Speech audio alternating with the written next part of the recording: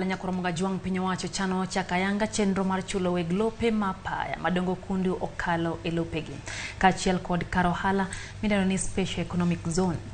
Magi oyangi kod jatend migao mar ohala Moses Kuria ma oloso e dhowath ma Mombasa kama bende okone gidwa chako lombo joket mwandu manie sekta mopogore opogore mondo chak gero kuondegi mag ohala e alworano.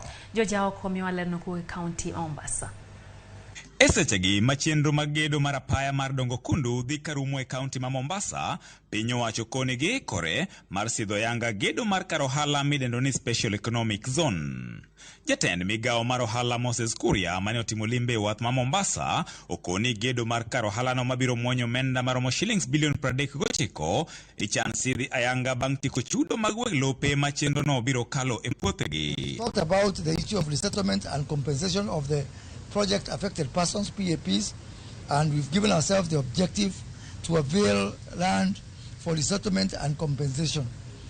The money is already released. En chenro mokone gigeto tieko e giko dwe mar adek mar chiwo thuolo ne joket mwandu mopogore chako chenro mag gero kuondegi mag ohala e kar ohala no mar special economic zone. So we expect this exercise to be completed fully by that 1st of March. We expect His Excellency the President to come here before that date to actually launch the giving out of the title deeds to the affected persons whom we are going to resettle latest by that 1st of March 2023, if not earlier. Governor ma Mombasa Abdul Somad Sharif Nasir mane wuotho gi jatend migao no e kind jotelo mamoko ne okoni gi wuok oko mar siro piny owacho e tawo chenro mar kar ohala no. Okoni en geno margi ni chenro no biro konyo malich mokalo e bero uchumi ka dhoodh nam chumbi ni mar gigeto yudo joket mwandu mawuok e sectors mopogore. On the part of the county government of Mombasa, we are going to assist in the part of the survey. We are going to ensure that we assist in the part of the water and sewer level.